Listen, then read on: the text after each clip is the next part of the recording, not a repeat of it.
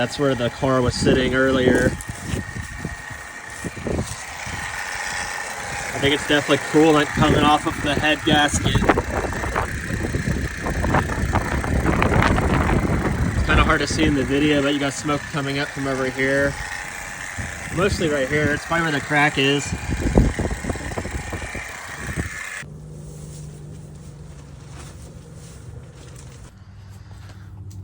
So here's where I'm at. I had two problems wrong with my car. One of them was these radiator hoses back here attached to the throttle body. So I got those replaced a week or two ago. And then I turned the car on and it was still generating smoke, and I had an oil leak. And I discovered back here the seal to this rear valve cover blew out, and it's dripping oil onto this exhaust heat shield and evaporating off, and that's where the smoke's coming from. So right now I have the air intake manifold off, the throttle body disconnected, the air filter disconnected, all of these wire harnesses, and then I pulled out all of the ignition coils. That's all over here. Ignition coils, filter hose, and then I have all of the bolts labeled in bags and assembled in a way to where I can pull from them the way that I put them down. So I'm doing everything in a reverse order than when I pulled it up. And I figured that since I'm going to go ahead and do this one, that this one is probably not far behind. So I'm doing both of them. And then I'm also replacing the gaskets on the underside of the air intake manifold as well. So I'm doing all of that today, and then hopefully when I start the car, it will be fixed. Now I just got to pull off these valve covers and then scrape off the mating surfaces and clean them real well. I've got a shop vac with a narrow attachment, so as I'm scraping, I can suck all of that up so it doesn't fall down into my valves. Got the first valve cover up in the front. Actually, it looks like this gasket had been replaced recently, but since I already paid for it, I'm gonna go and replace it. So now I'm just gonna clean off these mating surfaces a bit on both sides and vacuum it up while I do it so nothing falls into the valves. And then the only thing you really have to do is right here and right there where they've welded this frame onto this frame, and there's a little crack in the metal there, or a little imperfection. We're gonna put some silicone there so that when this sits, the silicone will seat down into it and it'll create a seal. So I'm gonna get all of that done. Here's the rear valve cover off, and as you can see on this back mating surface, that entire mating surface is wet with oil, which means that oil was blowing out the back of this gasket. So as soon as I throw the gasket in over there, I'll be able to put her all back together and turn her on. And so long as she isn't leaking anymore, then I'll go ahead and change the oil because I am due for it anyway. Came inside out of the cold because I have to work on this. And I know for a fact that the rear valve cover here is what the problem was, and I'll show you why. That's rubber. Because the oil was blowing out of the back of the gasket here, it wasn't cooling off the engine properly, and this got so hot that it's literally baked the rear valve gasket in here. So now I came inside, I'm gonna start working it out. So I got all the gasket out, and I got everything cleaned up and vacuumed out. But I also ran it under the sink to wash some of the small particulates out that were getting stuck in there that I couldn't vacuum out.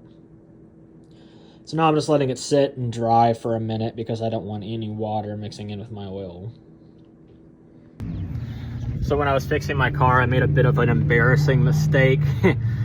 Well, what had happened was I kind of got distracted because it was so windy out that the canopy I was working underneath got fucking thrown way over there. And if I didn't have one of them tied to the front of the truck over here on the tow hitch, it would have went over the neighbor's fence.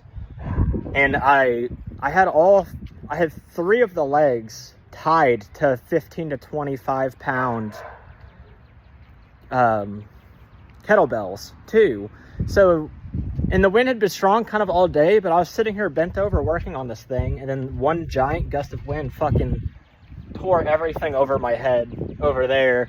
So then I had to, because the metal was so bent up, I had to unscrew every single joint, and it's like one of those accordion ones, so there's like probably over 100 joints. So I did that so I could fit it all in the trash can.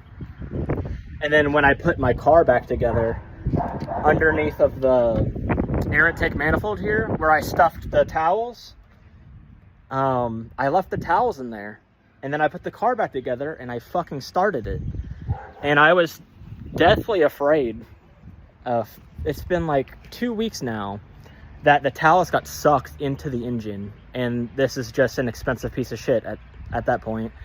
But today I opened it back up and I was actually able to get all of the towels out. So now I'm just rehooking everything to the throttle body, the air intake manifold, reconnecting everything, the ignition coils, and then I'm going to connect the battery and start this puppy up and see if everything is fixed. Sorry it's been so long since I've posted, but you know, since I'm in Lexington again, most of these videos were targeted towards my Lexington audience, and I see most of them now. It took me so long to get back to fixing this after fucking it up, that because the entire week after it rained like every day, and since I didn't have a canopy anymore, since the wind turned it into mulch,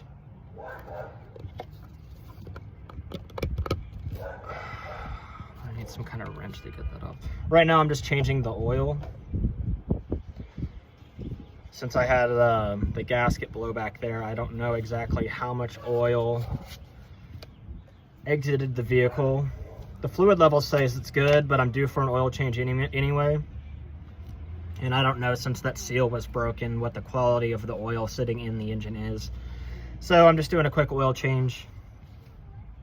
I am probably gonna need a wrench to get this oil filter cap off. Yeah, let me find that. So, got that off. So, since I last saw you, we had Christmas. My family all chipped in and got me the entire works of Play-Doh, which is really cool. And it has the original Greek, which I'm trying to learn because I am a nerd.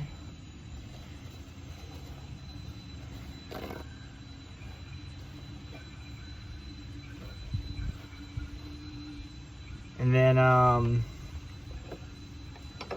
ended up staying a week at a monastery.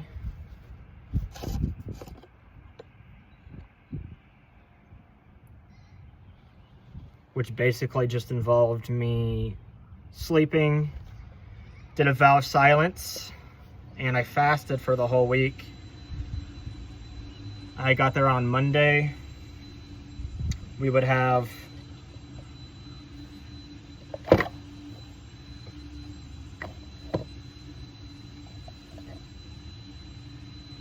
Mass like 7 times a day. And a lot of the days I did go to every service, but some of the masses in the middle I feel like were less important. They weren't like vigils or vespers or anything like that. I did call my mom twice just to let her know how things were going, because she pretty much requires me to.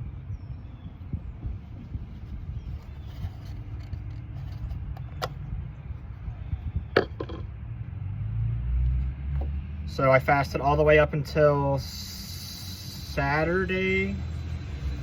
I didn't take the Eucharist the entire week because it's been a while. fact, I think probably the last time I took the Eucharist. I usually only go to Mass for Easter Sunday with my mom. But before that, many years ago, I was going to this one church. There was a girl at my work who invited me to go. And I used to go out to little coffee dates with the preacher and kind of debate theology. I took the Eucharist then once, but then he asked me to stop taking it because there's a little bit of a gap between our belief systems. Let's see here. So I was at the monastery, and I fasted all the way up until Saturday. I did reconciliation for the first time since I was like 8 or 9 years old. So I had a lot to say. And it was even funnier because, like, part of the way through my confession, the priest literally stopped me and he was like, "Have you seen a therapist about any of this?" And I was like, "No." You know, you got some kind of interesting life when the literal priest you're confessing to recommends that you see a therapist or a psychiatrist.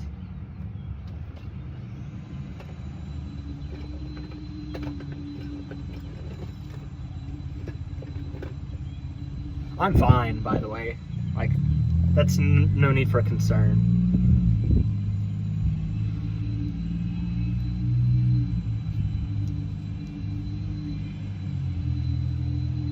This thing is so brittle. So yeah, I did reconciliation on Saturday, and then Sunday morning I took the Eucharist. And felt really, really, really good. That's probably the most interesting thing I've done since I last did a video. Yeah, this thing is so brittle. Good thing I'm changing this out too.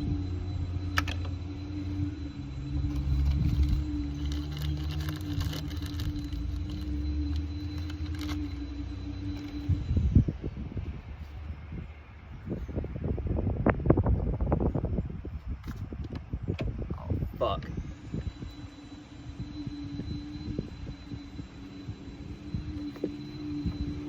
Well, I just fucking dropped it.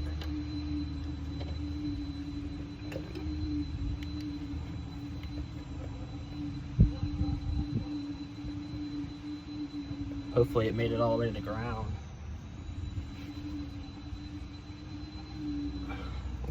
Success.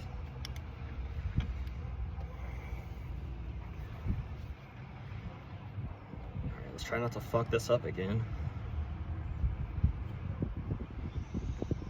There we go. So, I originally was deciding to, as you probably remember, move to either Louisville or Cincinnati. But in my head, I kind of did the math and I was like, well, if I'm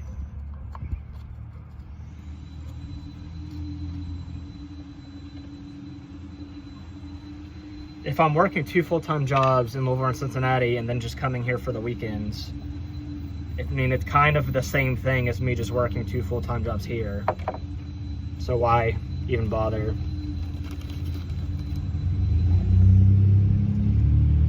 Let's get some oil on this puppy so it seals properly.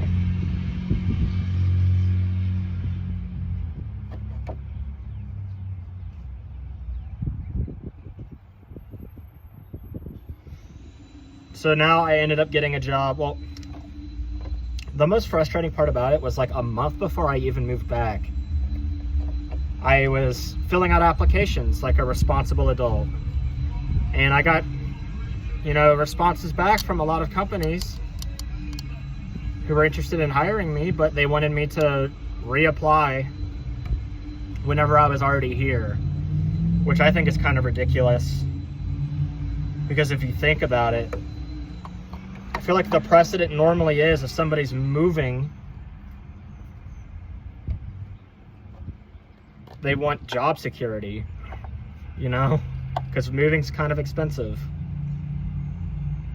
And not only that, but like, you want to have a job lined up.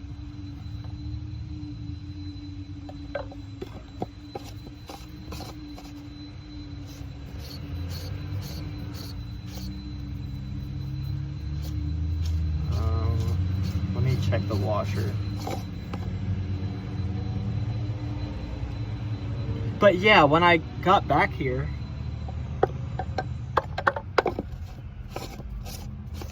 all the places that wanted to hire me, they didn't have any jobs available anymore, which is the exact explicit reason why I decided to fucking apply a month in advance anyway. So I ended up getting back in the restaurant industry against my better wishes. I am currently working at Mylita. It's an Italian restaurant at the mall right next to Cheesecake Factory. And I'm just doing dishes there because I was running out of money fast and I needed to pay bills that I was behind on. And I have a buddy who works there. He said, hey, actually we have a disposition open, and if you come in today, it's yours. So that's what I did. So I'm there at Mylita, and then today I went to Ted's Montana Grill. I know the GM and a bartender there. We worked with each other at O'Charlie's. And he told me to come in today and talk to him, and he hired me on the spot as well. I'm going to be starting that next week. And now that my car's fixed, I can get back into the car, give Jake the money he deserves for housing me during this trying time, and then get back on my grind. I've got some inheritance coming in from Michael's unfortunate passing. I am very thankful that I came back when I did. I actually applied for bereavement kind of prematurely, and one of my jobs approved it. So I actually got here earlier than I was planning. And I got to spend his last 4 days with him, just in the hospital, helping take care of him with his friend Bob Weber. And, you know, just like massage his legs, help exercise his legs, help the nurses clean him up. He was in a lot of pain, so you'd have to like hold him in one direction or the other. He ended up passing right before Christmas. I think it was the 21st. And then we had his celebration of life at Malone's, which was great. It was a good old time. But I've got some inheritance coming in for that. Should be here this week.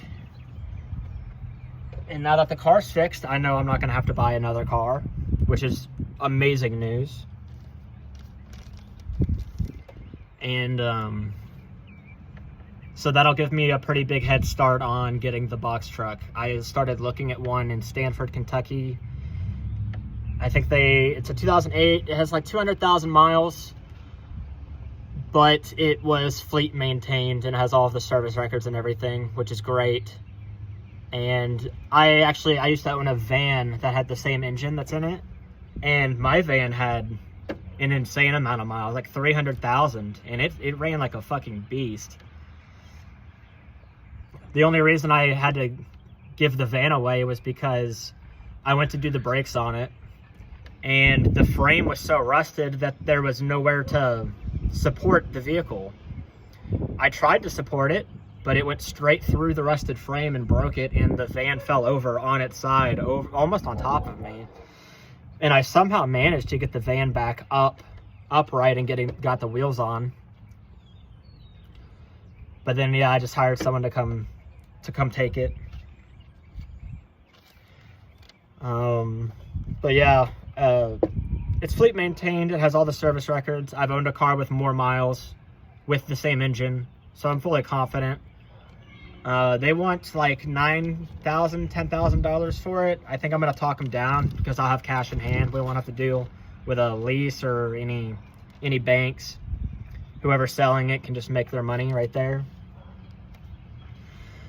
And then once I get the van, I gotta start insulating it. First thing I have to do is I have to put a door in where the partition is between the back of the box truck and the back face of the cab, so that I can enter and exit. Because if the door only locks from the outside, I can't get inside and out, or I'd have to sleep with it unlocked and the potential of somebody opening the door. So that's the first thing I've got to do. And then I have to insulate it. And then what I need to start doing now is sizing the solar system, figuring out all the electronics I want in it, and deciding, you know, how many watts I need for whatever amount of time, so I can determine what size of a solar charger to get, how many panels, yada yada. I do have a meeting set up next Monday, 1 week from today, with all of my friends that we're looking at getting the property together with. So I'm preparing a bunch of books. I got a bunch of USB drives. I'm going to be giving them a bunch of books so they can go home and start reading up on all the stuff. And I'm developing a PowerPoint and some printable notes. I ordered a new cable for my printer because I left it in Chicago.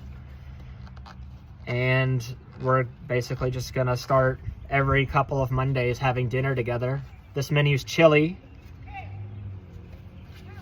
Then we're doing Cuban food. We got like 4 meetings worth of meals already planned, me and Sidera do. That way we don't have to rush around like the week before, you know. But yeah, we're gonna start having those meetings about getting the farm. I'm back on my 2 full-time job grind starting next week on Tuesday. And I'll be back in the vehicle, which means I won't have to pay Jake any money for bills, utilities, rent. You know, just lowering my overall expenses like I was doing in Chicago. Except now it'll be cheaper because I'm somewhere where I have a support system where if my car breaks, I can fix it here, not in the middle of winter in Chicago. Because Jake has all the tools, and if I need transportation, I can borrow my dad's truck since he's retired. While I'm here, I'm gonna go ahead and check the tranny fluid.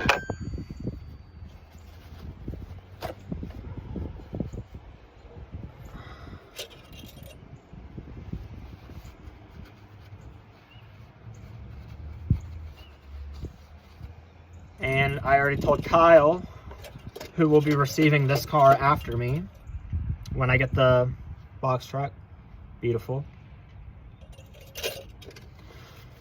that any other expenses from this point on are his responsibility.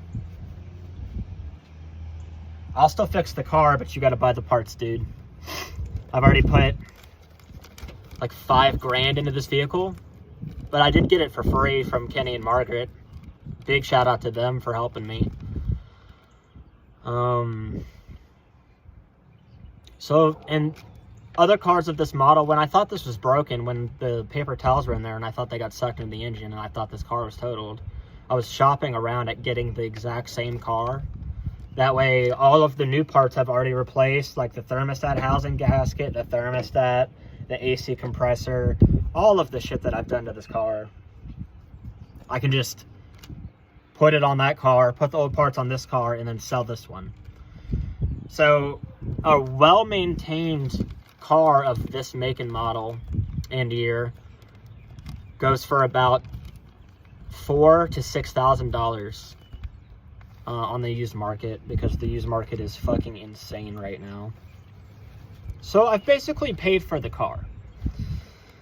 All in all, that's the way that I've decided to look at it.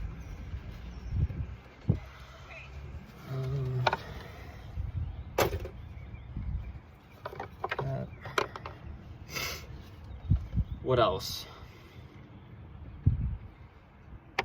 yeah, so if anything else happens to the car, which honestly it really shouldn't, because at this point I've replaced so much shit on it that it's like damn near a brand new car. But if anything does arise, Kyle will be paying for the parts. I can fix it for free. And yeah. That's basically, I think, all of the updates that I need. Doing trivia tonight with Mom, Dad, Zach, Carolyn, Jake, and Dylan Parade. Actually, I talked to Dylan too, because he works in the admissions office for UK, and I've been looking at trying to audit some, or sit in on some classes for the Department of Agriculture, just so I can start planning out my farm, learning, you know, how to do it. And then I also applied to like 10 different farms to work at, but only one of them responded back to me. But now I have a second job already. So I also have a friend named Austin who owns a ranch in northeastern Kentucky, and I told him on Mondays and Tuesdays when I'm off, if he needed any help, I would love the knowledge, and he has offered to teach me as well. So I am well on my way in achieving my goals. Just keeping my nose to the grindstone, and I think that's all of the updates I have for you. I'm not sure when I'm going to be having another video come out. Maybe if there's like some sort of major life development, I'll post or something, but who knows. If you're really fiending for more content, you can watch my other YouTube that me and my friend and Jake, we had back in middle school. And I think we had 1 or 2 videos through early high school. And then the funny thing is the videos are really, really embarrassing, but they're on there forever because nobody remembers the password to log in and delete them. So yeah, if you're ever feeling like you need more content, you can check out Random Kids 2. All one word, lowercase, Random Kids 2. And I'm sure that'll get your fix, so long as you don't sit down and watch all of them at once. But yeah, love ya. Peace out. Any of my Chicago friends are watching, your boy's making it.